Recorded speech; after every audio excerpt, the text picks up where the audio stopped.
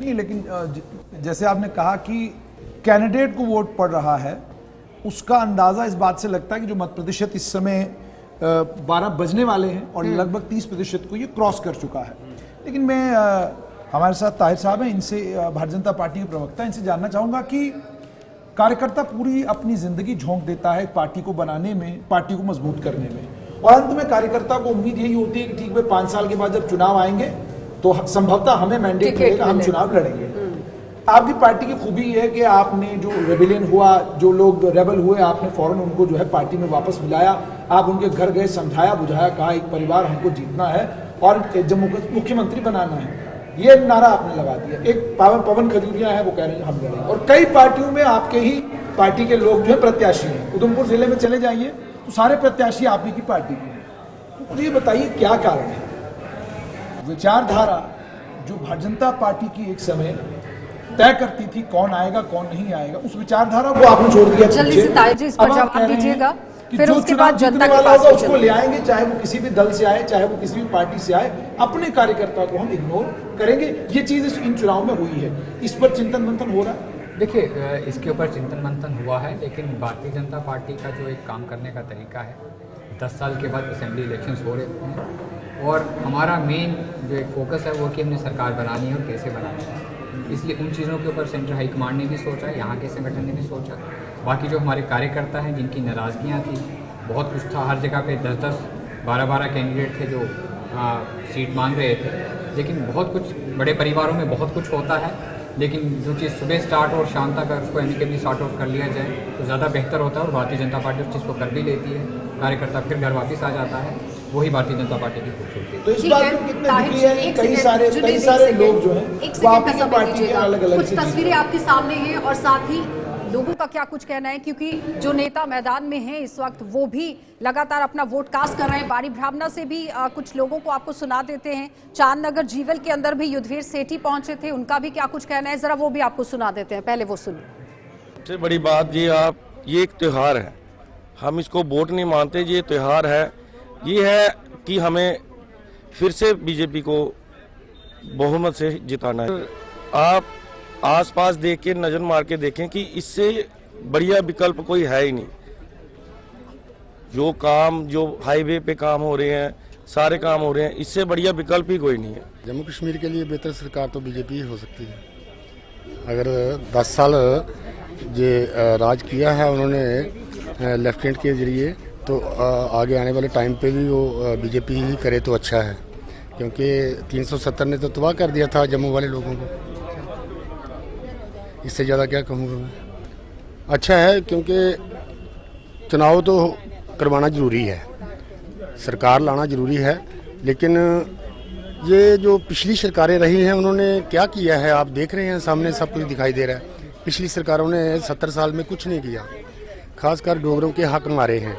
तो आज चुनाव होगा तो उसके बाद देखते हैं बीजेपी क्या करती है। तो 10 साल के बाद वोटिंग हो रही है तो बहुत बढ़िया लग रहा है जी। हमें अपना हक देने का मिल रहा है, मौका मिल रहा है। सरकार देखो, जिस बंदे ने काम किया उसी को वोट मिलना चाहिए। तो बाकी ठीक है, जो भी आएगी सरकार अच्छी होनी चाहिए, चलनी चाहिए 5 साल, बढ़िया है।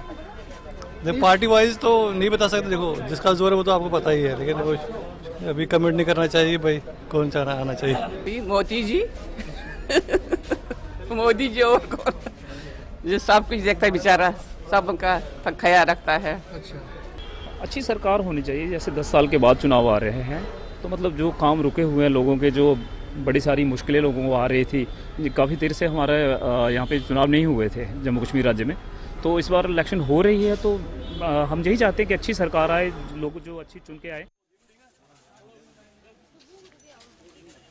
तो कुछ और तस्वीरें भी हैं। गवर्नमेंट गर्ल्स हाई स्कूल है सिटी चौक में, वहां पर किस तरह से वोटिंग चल रही है, और सुचेतगढ़ बॉर्डर के अंदर की भी तस्वीर आपको दिखाएंगे, जहां पर आरएसपुरा के अंदर क्या कुछ चल रहा है वो भी आप देखिए जरा।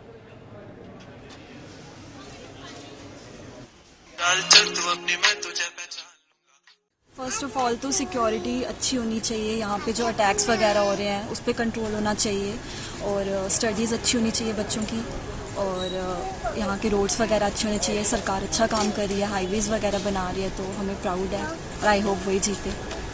तो और क्या अपेक्षा है आपसे इस तरह से?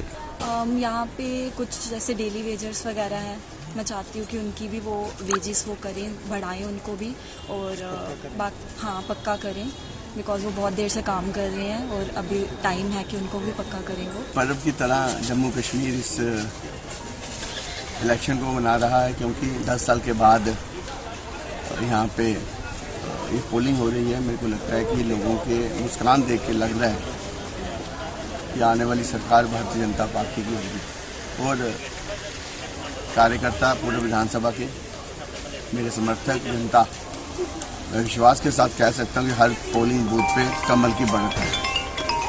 क्या आप अपील करना चाहते हैं लोगों से वोट कास्ट? मैं अपील करना चाहता हूँ घर से निकलें और वोट कास्ट करें। वोट की लोकतंत्र में बड़ी कीमत है, और उस पार्टी को कास्ट करें जो राष्ट्रवादी है। चलिए, तो फिलहाल युद्धवीर सेठी को आप सुन रहे थे किस तरह से वो भी अपनी बात को रख रहे हैं, लेकिन लगातार अभी भी आप देखिए वोटिंग प्रतिशत किस तरह से बढ़ रहा है। और जिस तरह ताहिर जी आप ही की बात हो रही थी, कश्मीर के अंदर की अगर हम बात करें तो वोटिंग टर्नआउट लगातार वहां पर भी बढ़ रहा है, और पहले चरण में आपने देखा 60 से 70% वोटिंग हुई, लेकिन उस बीच में 57% वोटिंग जो है, अप्रॉक्सीमेटली 58% वोटिंग दूसरे फेज में देखी गई है। लेकिन अभी तक का टर्नआउट यहाँ पर जिस तरह से 28.12% है, किस तरह से उस पूरे टर्नआउट को देख रहे हैं, क्योंकि वोटिंग प्रतिशत बढ़ रहा है और आप ही की तरफ से एक दावा जरूर किया गया है कि लोकतंत्र की मिसाल कायम हुई है, क्योंकि हालात जो पहले थे वो आज नहीं है। लोग अपने घरों से बाहर निकल रहे हैं, आज बंद नहीं होता है, आज हड़ताल नहीं होती है, आज गोली नहीं चलती है। जवाब दीजिएगा इस पर। और एक सवाल का जवाब मैं जगदीप जी से आपने सवाल भी पूछा, उसमें अपना जवाब आपने खुद भी दे दिया। हालात बदले हैं। पहले इलेक्शंस होते थे तो मुझे लगता है श्रीनगर में बहुत सारी जगहों पे कर्फ्यू लग जाता था, पत्थरबाजी होती थी, ब्लास्ट हो जाते थे, तो एक किस्म के उन लोगों को वार्न कर दिया जाता था कि आपने कहाँ वोट डालना है, कहाँ वोट नहीं डालना है। हाशमी साहब मेरी बात से सहमत होंगे। 3000 वोट लेने वाला एमएलए बन जाता था, 5,500-6 हज़ार वोट लेने वाला मेंबर ऑफ पार्लियामेंट बन के चला जाता था। लेकिन कश्मीर बदल चुका है, नए कश्मीर का आगाज़ हो चुका है, और कश्मीर का आवाम नई लीडरशिप की तलाश में है। ठीक है, जगदीप जी। अर्चना जी, ये तो इनका बड़ा चिरपरिचित अंदाज है इसी तरीके से बात करने का, लेकिन आपने देखा जो आपके पत्रकार बात कर रहे थे उसमें जिस तरीके से लोगों ने जैसे मुद्दे, और अभी हाल देखिए स्थिति क्या है। कल हमारा एक पुलिस का जवान जो है वो जम्मू में शहीद है। ये बात करते हैं, बार बार कहते हैं जी लाल चौक में देखिए जाके किस तरीके से शांति आ गई है, ये दोबारा कहने की कोशिश करते हैं जी देखिए पत्थरबाजी पे हमने कंट्रोल कर दिया। भाई साहब, लक्षित हत्याओं का सिलसिला लगातार जारी है। जम्मू जैसा शांत का आतंकवाद की जद में है, और स्थिति ये है कि निरंतर आतंकी हमले होते चले जा रहे हैं। उसके बावजूद आप जो हो पूरी निर्लजता के साथ ये कहते नजर आते हैं आपका शीर्ष जो नेतृत्व है कि हमने आतंकवाद पर काबू पा लिया। सवाल ये है ही नहीं कि आपने यहाँ पर परिस्थितियां बदलने का जो दावा किया उसकी सच्चाई क्या है। सवाल जगदीप जी बहुत बहुत धन्यवाद जुड़ने के लिए। ताहिर जी आपका भी धन्यवाद जुड़ने के लिए। तो फिलहाल आप देख रहे हैं कि वोटिंग प्रतिशत तो बढ़ ही रहा है, लेकिन एक दावा जरूर किया गया है, क्योंकि पहले चरण में जिस तरह से 60 से 70% वोटिंग देखी गई, दूसरे चरण के अंदर 57 से 58% वोटिंग हुई है। आज लगातार वोटिंग हो रही है, और एक बड़ी बात जरूर कही जा रही है कि लोकतंत्र की एक मिसाल कायम हो रही है। आज वो हालात नहीं है कश्मीर के अंदर जो पहले हुआ करते थे। आज रिगिंग वाले हालात नहीं है, 87 वाले हालात नहीं है, 96 वाले हालात नहीं है। 2002 में भी आप देखिए किस तरह से जम्मू कश्मीर में विधानसभा के तीसरे चरण का मतदान लगातार जारी है, और 28.12% मतदान अभी तक हो चुका है। शीतल, बिल्कुल, और उधमपुर में सबसे ज्यादा 33.84% मतदान सुबह 11 बजे तक हो चुका है। बारामूला में सबसे कम 23.20% मतदान सुबह 11 बजे तक रिकॉर्ड किया गया है। विधानसभा चुनाव के तीसरे चरण का यह मतदान जारी है।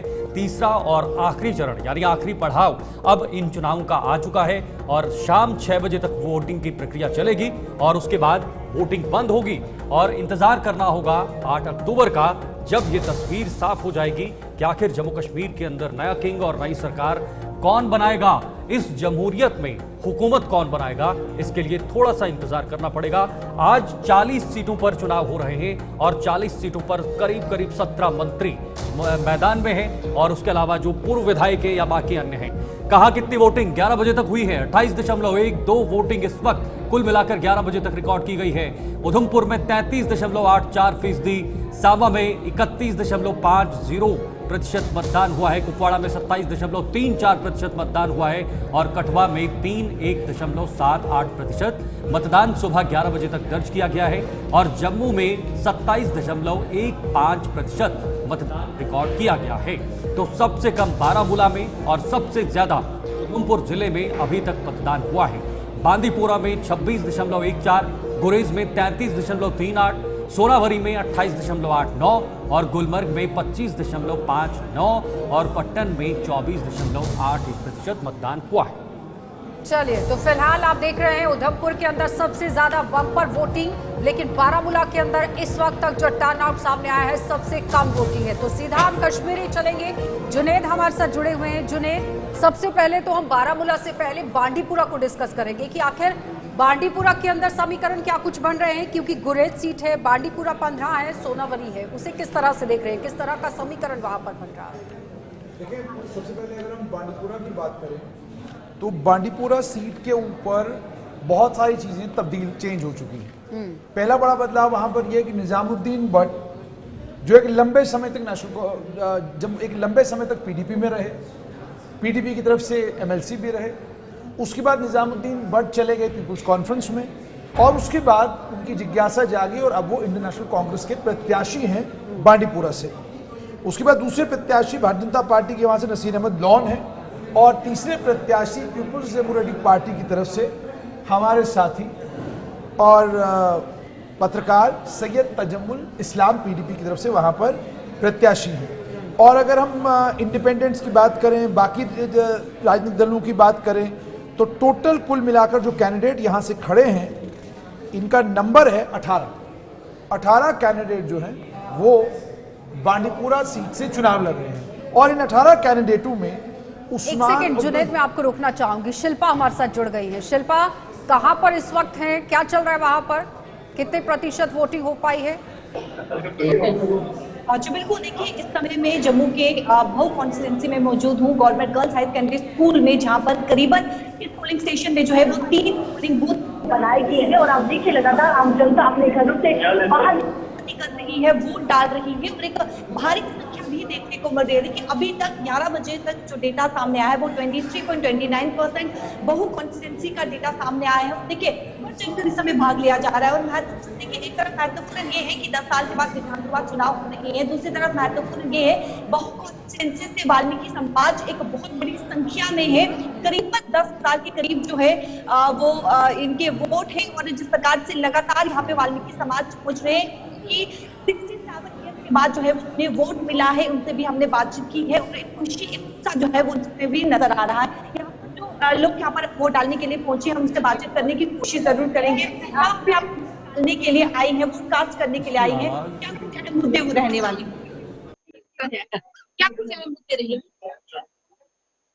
मैम, वोट डालने के लिए आप यहाँ पर पहुंची हैं, क्या कुछ अहम मुद्दे वो रहेंगे जिसके आधार पर नहीं पहुंच पा रही है? एक बार फिर से संपर्क साधेंगे शिल्पा के साथ, लेकिन जुनेद अपनी बात को पूरा कीजिए। जिस तरह से बांडीपुरा सीट को लेकर हम बात कर रहे हैं, मैं आपको बांडीपुरा सीट से बता रहा था कि वहां से इस बार 18 के करीब 19 प्रत्याशी हैं और 19 प्रत्याशियों में सैयद तजम्मुल इस्लाम पीडीपी की तरफ से, निजामुद्दीन भट्ट इंडियन नेशनल कांग्रेस की तरफ से,